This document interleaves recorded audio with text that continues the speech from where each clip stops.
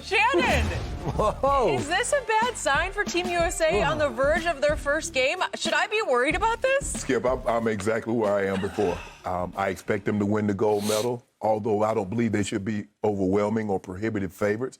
A lot of things can happen. The days of us just showing up like we did 90, 92, 96, 2000, and winning and just whitewashing everybody's script. I believe those days are over. The world is catching up. More players from overseas are playing, and they're not just being role players, the sixth, seventh guy on the bench.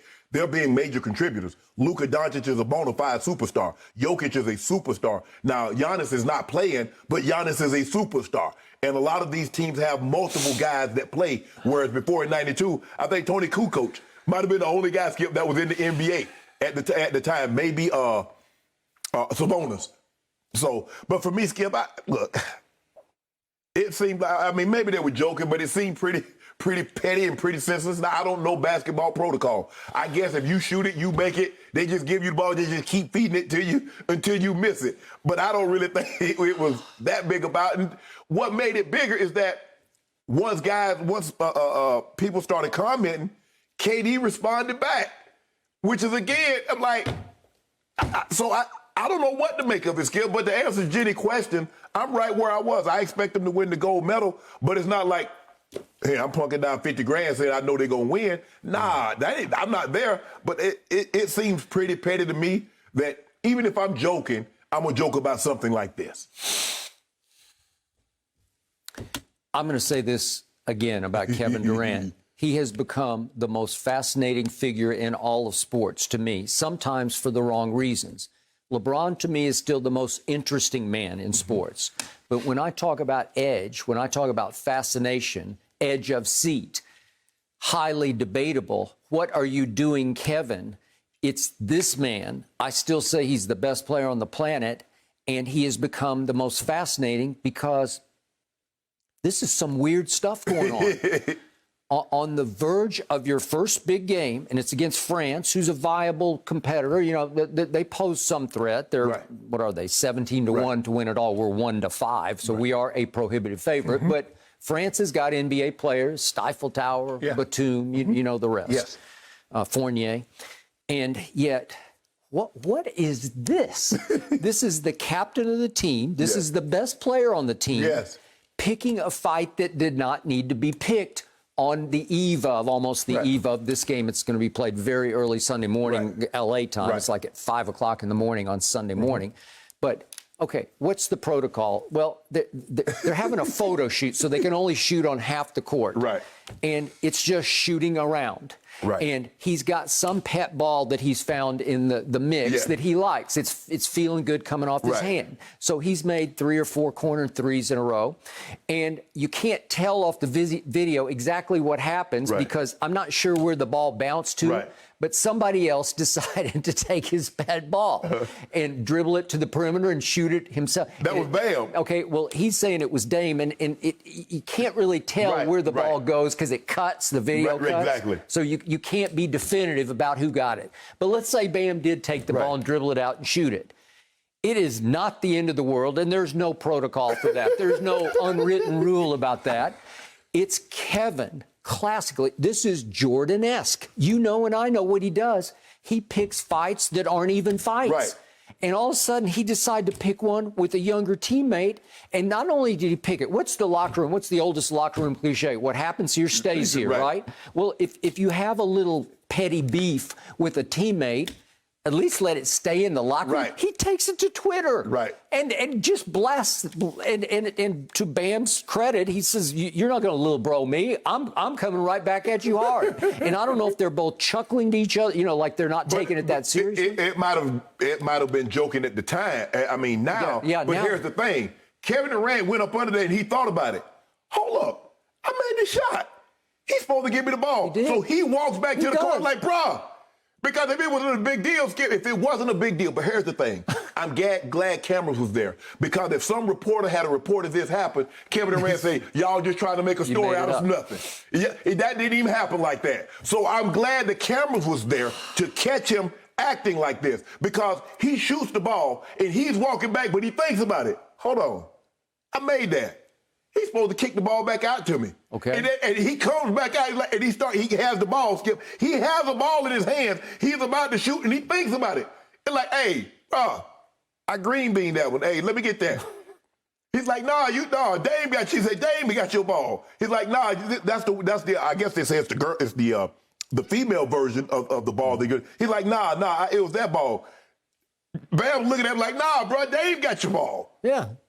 And he winds up having to shoot the middle finger back at him on Twitter. And I appreciate Bam standing up like, you're not going to little bro me. But I'm going to say it again. This is classic Jordan-esque behavior. What did Michael Jordan constantly do throughout his career? He picked fights that didn't exist. Right. He fictionalized beefs just to motivate himself. Well, Kevin's got, I'm not saying Kevin's Michael Jordan, but he is the best player we have today.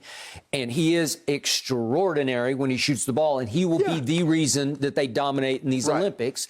And yet, he needs something. He needs to fabricate something to fuel him. Right. Whether it's with Michael Rappaport, like it's like out of nowhere, it's all of a sudden he just explodes on somebody, and he exploded on Bam. Right. Well, he's your teammate, and it's going to require that for you to get charged up for this. Yeah, so be it. Skip, but he tweeted, he said, y'all just really obsessed with what motivates and desires, what my motives and desires are. KD, you made the spectacle by taking it to social media. Okay, but he loves this because now it's a war. But Skip, it's on. Skip, I don't know if anybody cares about what KD desires and what motivates him. I don't think. They think he's a phenomenal basketball player, and that's what they want. You made this bigger than what it was by taking it to social media. If it was just there, and you don't comment, it's like, man, look at KD. Okay, fine, boom, it's over with. But once you take it to social media, what do you expect? What would you do if you're his teammate? You wouldn't be happy about this. I'd just be like, man, I'm like, KD, bro, it ain't that serious. Well, it's not, but he made it. It's not. He made it international war, right? But Skip, maybe it is. Skip, maybe it's an unwritten rule that we don't know about. No, it's not. It's not. Well, it's a thing, you know, like. Because you see it a lot of times, Skip, a lot of times you see when they're shooting around, warming up for the game, the guy hit the shot, the ball boy chased the ball and give it back to him. Your ball that you picked. But Bam said, hell, I ain't no ball boy. I'm 6'10". I ain't no ball boy. And I don't think it was that formal because I think they're waiting for photo ops, you know, that you can see the big cameras set up, right? Yes. Okay, so in the end, who was the most ridiculed player, I think, in the history of this league after he chose to leave Oklahoma City and join forces with the dynastic Golden State? KD. It was KD. And we were there at that 2017 finals, and I thought he had the weight of the NBA world on his skinny little slender shoulders, right? And he rose and he shone. And in game 3 in LeBron's house, he made the shot of shots. He actually made 2 of them, but he made the second one right in LeBron's grill, that pull-up 3. Right. And he was the MVP. And he turned right around, did it again next year, and he's the MVP. So he thrives on this. Right. He loves to be in the vortex of this, in the spotlight, in the crosshairs. He loves for social media to come down on him. How dare you? How can you do this to your teammate? And he's like, okay, I'm ready to go. Here we go. Well, you might need to tell that with Bam that you were joking. Because Bam be like, hey, bro, you ain't finna big brother me. I ain't chasing no ball for you, get you no ball. You go get your own ball. Okay. Because Bam said, hey, I went and got it. What was happening constantly in Golden State? Kevin was at war with somebody. It was Draymond or it was quietly with Steph. Right. And Steph's aura and how big he was in the, in the Golden State, family. I didn't think it was Skip, I didn't know. I mean, I saw it yesterday morning when we was on the air, but I didn't think it was a big deal. I was like, okay, I had no idea it was going to go this far right. Kevin, hadn't he done this consistently? I was like, is it that big of a deal that you posted screenshots of can't take a joke song? Yeah.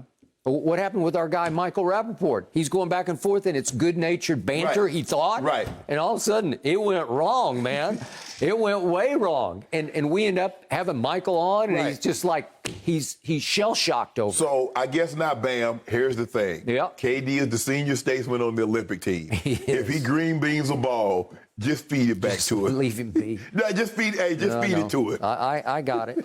So I'm with you, except I'm going to remind you, after the losses to Nigeria and Australia in the first two exhibitions in Las Vegas, you were down on this team and you had skepticism about their chances of winning it all. Yes. But then you saw them bounce back. Yes. And you saw Argentina and you saw Spain, and Spain's the second favorite at 9-1. Right. Okay. Right. And listen, in the second half, they shot them right out of the gym. Yeah, Pop said that he's been preparing for France for 2 years. Thinking about it every day. Hold on, France? I understand France beat them last with 2019. I get that.